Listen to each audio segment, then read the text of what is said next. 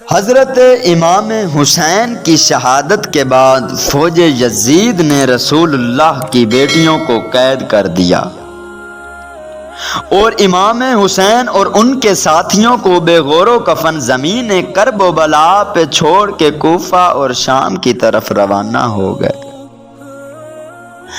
تو یوں رسول اللہ صلی اللہ علیہ وآلہ وسلم کا نواسہ بے غور و کفن زمین کرب و بلا پہ پڑا رہا۔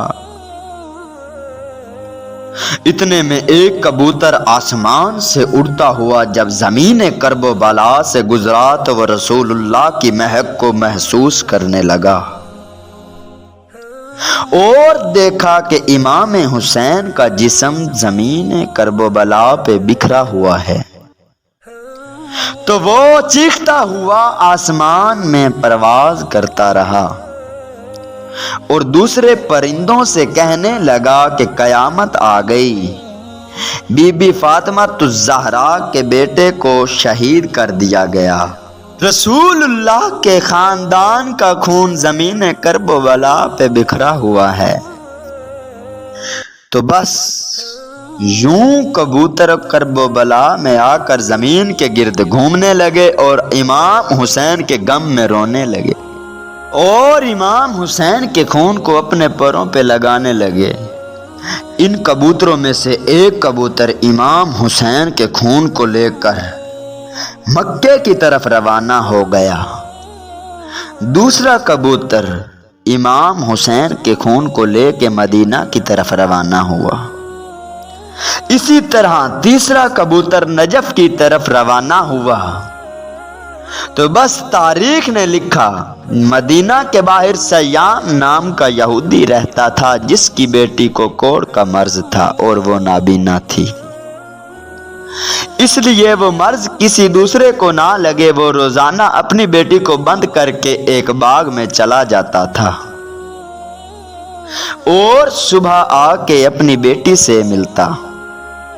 بس جیسے ہی اپنی بیٹی کو چھوڑ کر باغ سے واپس آ جائے اس کی بیٹی ایک درخت کے نیچے آ کر بیٹھ گئی اور اس درخت کے اوپر کبوتر بیٹھا تھا جو امام حسین کا خون لے کر مدینے کی طرف آ رہا تھا۔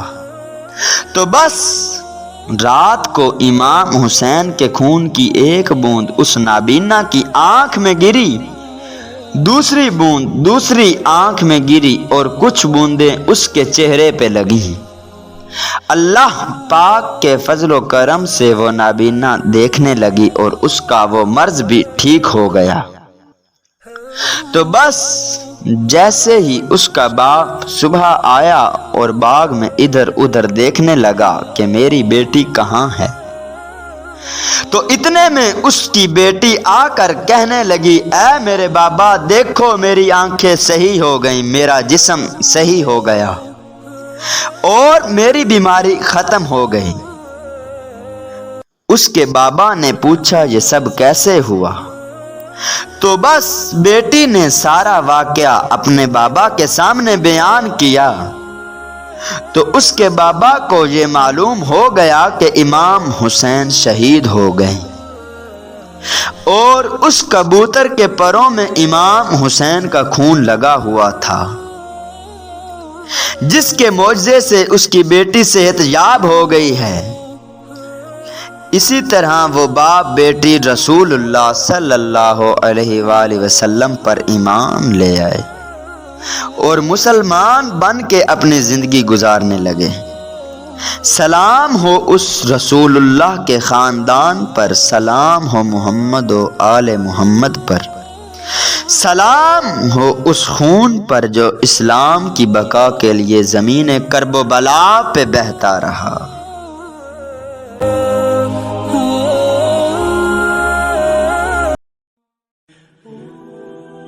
اگر ہماری ویڈیو آپ کو اچھی لگے تو ہمارے چینل کو سبسکرائب کریں اور نیچے دیے گئے بیل آئیکن کو پریس کریں تاکہ ہماری ہر نئی آنے والی ویڈیو آپ تک پہنچ سکے۔